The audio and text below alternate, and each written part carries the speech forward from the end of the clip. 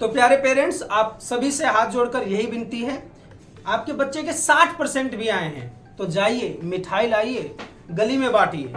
आगे बात समझ में? बच्चे को रिलैक्स फील करवाइए। भाई 1 साल से आप पीछे पड़े हुए थे, पढ़ ले, उसने पढ़ा तो है, मेहनत तो की है, अब 60% आ गए, उसके कैपेसिटी के अकॉर्डिंग जितने भी परसेंट आ गए तो आ गए, इसमें क्या दिक्कत की बात है? तो आप परसेंट के पीछे मत जाइए। और दूसरी राज की बात मैं आपको ये बताता हूं कि प्यारे बच्चों नमस्कार, प्यारे पेरेंट्स, आप सभी को हाथ जोड़कर वंदन। अभी 10th का और 12th का सीबीएसई बोर्ड का रिजल्ट आया है और बच्चे बहुत ही अच्छे अंकों से उत्तीर्ण हुए हैं। अब अच्छे अंकों से उत्तीर्ण हुए हैं, चाहे वो सीबीएसई बोर्ड का हो, चाहे हरियाणा बोर्ड का हो, यूपी बोर्ड का हो या किसी भी स्टेट बोर्ड का एग्जाम हो, बच्चे अच्छे मार्क्स से उत्तीर्ण हो रहे हैं। लेकिन फिर भी कई पेरेंट्स ऐसे हैं जो ऐसा चाह रहे हैं कि मेरे बच्चे के यदि उसके 70% आए हैं तो 90% क्यों नहीं आए, और जिसके 90% आए हैं उनके पेरेंट्स चाह रहे हैं कि 95% क्यों नहीं आए, और जिनके 85 आए हैं उनके पेरेंट्स चाह रहे हैं कि भाई ये 95% चाहे 90% क्रॉस क्यों नहीं हुआ। तो प्यारे पेरेंट्स, मैं हमेशा आपको बताता रहा हूं कि ये मार्क्स की भागादौड़ी में आप ना लगे। आपके बच्चे ने जितना भी परसेंट गेन किया है आप खुशी मनाइए, क्योंकि आपका बच्चा पास हो गया। यदि फेल हो गया होता तो क्या करते? थ्रू आउट द ईयर आपके बच्चे ने वो प्रेशर झेला है कि 10वीं है पढ़ ले, 12वीं है पढ़ ले। आप लोग उसके पीछे पड़े रहे, चाहे स्कूल हो चाहे आपका घर हो, सब जगह उसने प्रेशर झेला है और ये प्रेशर अब समाप्त हो गया है, क्योंकि आपका बच्चा उत्तीर्ण हो गया है। तो उसके जितने भी परसेंट आए हैं आप एटलीस्ट शौक मत मनाइए और आप ज्यादा की उम्मीद मत लगाइए कि भाई आपके इतने परसेंट आ जाते तो अच्छा रहता। जितने भी बच्चे के परसेंट आए अब तो आ गए हैं, आप उतने में ही खुश रहिए और बच्चे को बिल्कुल स्ट्रेस फ्री कीजिए। अभी भी आप परसेंटेज का यदि आप दबाव बना रहे हैं तो आप यकीनन आप बच्चे को केवल एक मार्क्स की मशीन बनाना चाहते हैं, भविष्य में वो ज्यादा बेहतर नहीं कर पाएगा। मार्क्स की मशीन नहीं बनानी है, बच्चे को हमें एक बेहतर इंसान बनाना है। और बेहतर इंसान बच्चा तभी बनता है जब हम उसको उसके मन मुताबिक काम करने दें, उसको किसी भी चीज के लिए प्रेशर फील ना करवाएं। दूसरी चीज, 10वीं जब बच्चे पास हो गए, अब आ गया 11th में क्या लेना है। अब 11th में सबसे पहले तो आप ये मत सोचिए कि अगर पड़ोसियों के बच्चे ने नॉन मेडिकल लिया है तो हमारे बच्चे को भी नॉन मेडिकल करना जरूरी है। बच्चे का जिस चीज में इंटरेस्ट हो, फॉर एग्जाम्पल मान लीजिए किसी बच्चे के 95% मार्क्स आ गए। अब ये जो 95% मार्क्स है, this is not a sign of intelligence कि भाई उसको साइंस ही लेना है, नॉन मेडिकल ही लेना है। हो सकता है उसका इंटरेस्ट किसमें हो, आर्ट्स में हो, तो उसको आर्ट्स लेने दीजिए। और किसी बच्चे के 75% मार्क्स आए हैं और वो साइंस लेना चाहता है और उसको मालूम है कि वो साइंस कर पाएगा, तो उसको साइंस करने दीजिए। आप लोग अपने विचार उन पे मत थोपिए। तो बच्चे को जो स्ट्रीम लेना चाहता है एक बार उसको लेने दीजिए, और लेने से पहले उससे पूछ लीजिए कि भविष्य में क्या क्या रास्ते हैं, क्या क्या वो कर सकता है। प्यारे बच्चों, मैं आपको बता दूं, आप लोग 10th तो पास हो गए हैं, फिर भी आप कंफ्यूज्ड हैं कि मैं भविष्य में करूं क्या। तो मैं आपको एक सीधा सा सरल सा माध्यम बताता हूं कि करना क्या है आपको। देखिए प्यारे बच्चों, हमारे दिमाग में क्या है कि भाई सबसे जो अच्छी स्ट्रीम है that is non medical, medical, then commerce, then arts. Stream ये चारों ही बढ़िया हैं। स्ट्रीम ये कोई भी आप ऑप्ट करेंगे वो चारों ही बढ़िया हैं, इसके कंटेंट सभी के बढ़िया हैं, बशर्त आप इनके जो कंटेंट दिए हैं उसको पढ़ें, उसको समझें, उस तब जाके आपको भविष्य में कहीं एक अच्छी जॉब मिलेगी।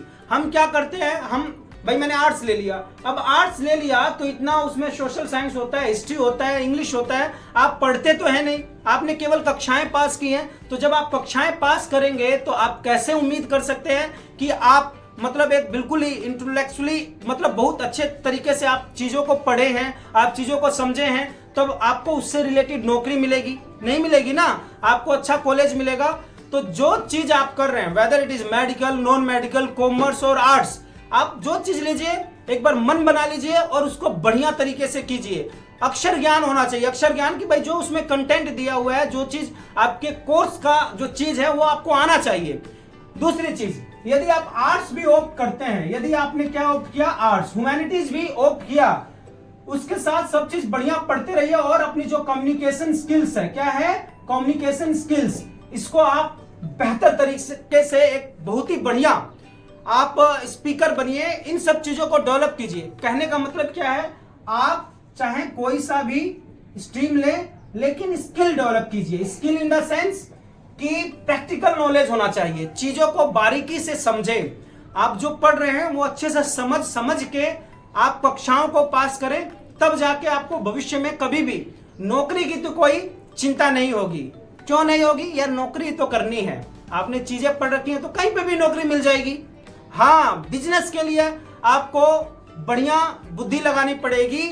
आपको आपके बच्चे ने जो 10th पढ़ा है, अब वो 11th 12th में जो एडमिशन लेगा, तो 10th का ज्यादा काम नहीं है 11th 12th 12th में, चाहे मैथ्स हो, चाहे साइंस हो, चाहे केमिस्ट्री, फिजिक्स, इकोनॉमिक्स हो या कोई भी हिस्ट्री हो, इससे कनेक्टेड नहीं है। यदि यहां तक हमने जैसा भी पढ़ा 60% लाया, 50% लाया, 40% लाया, 80% लाया, 90% लाया, कुछ भी लाया, इससे कनेक्टेड नहीं है 11th और 12th। 11th और 12th एक अलग स्ट्रीम है, एक अलग पढ़ाई वहां से स्टार्ट होती है। अगर यहां से भी बच्चा मेहनत करना स्टार्ट कर देगा तो वो बेहतर कर सकता है 11th में भी 12th में भी। तो आप अपने बच्चे पे विश्वास रखिए, आप खुशी मनाइए कि आपका बच्चा पास हो गया। एक साल स्ट्रेस होने के बाद यदि आपको फिर भी, यदि आपका बच्चा 90% ला रखा है, 95% ला रखा है, तो आप जाके एग्जाम दे आइए और ला के दिखा दीजिए 99% और 100%। खाली आप अपने उम्मीद और अपने डिजायर्स अपने बच्चों पे ना थोपे।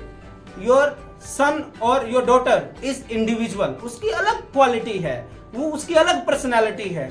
आप भाई जब पढ़ते थे तो आप चाहते हैं कि भाई आपके 100 नंबर आए, 80 नंबर आए, 85 नंबर आए, तो आप अपने बच्चे से उम्मीद मत कीजिए। वो जैसा पढ़ रहा है उसको बस मोटिवेट कीजिए, उसके ऊपर ज्यादा बर्डन मत दीजिए। तो आप लोगों से यही हाथ जोड़कर विनती है, बच्चे के जितने भी परसेंट आए उसका पीठ थपथपाइए, खुशी मनाइए और मस्त रहिए, और बच्चों को भी मस्त रहना सिखाइए। क्योंकि अंत में जो जिंदगी है ये मार्क्स से नहीं चलती है, ये जिंदगी हमारे विचारों से चलती है। यदि हमारे विचार सही हैं, हम mentally strong है, we know how to face failure, if we know how to handle stress, how to manage stress, how to face stress and failure, तो हम जिंदगी में कितनी भी बड़ी मुश्किलात आए हम उसका सामना हंसी और खुशी से कर लेंगे। आप बड़े बड़े IAS को देख लीजिए, बड़े बड़े धनाड़ को देख लीजिए, बड़े बड़े परसेंटेज वालों को देख लीजिए, IITians को देख लीजिए, MBAs वालों को देख लीजिए। if they do not know how to manage stress, how to manage failure, suicide कर लेते हैं पगले कहीं के। तो आप अपने बच्चों को ये सिखाइए कि बेटा failure is the part of our life. Fail होने में कोई बुराई नहीं है। फेल होना केवल भारत में एक बुराई है, क्योंकि भारत के लोगों को मालूम नहीं है कि सफल होने के लिए पहले बहुत बार फेल होना पड़ता है। तो फेल होने में कोई बुराई नहीं है। आप अपने बच्चों को यह भी सिखाएं कि फेल होना भी जिंदगी का एक पार्ट है। तो यदि कोई फेल भी हो गया है तो आप फिर से स्टार्ट कीजिए, फिर से मेहनत कीजिए। ठीक है, टिल देन टेक केयर, खुश रहिए, खुशामदीद, नमस्कार।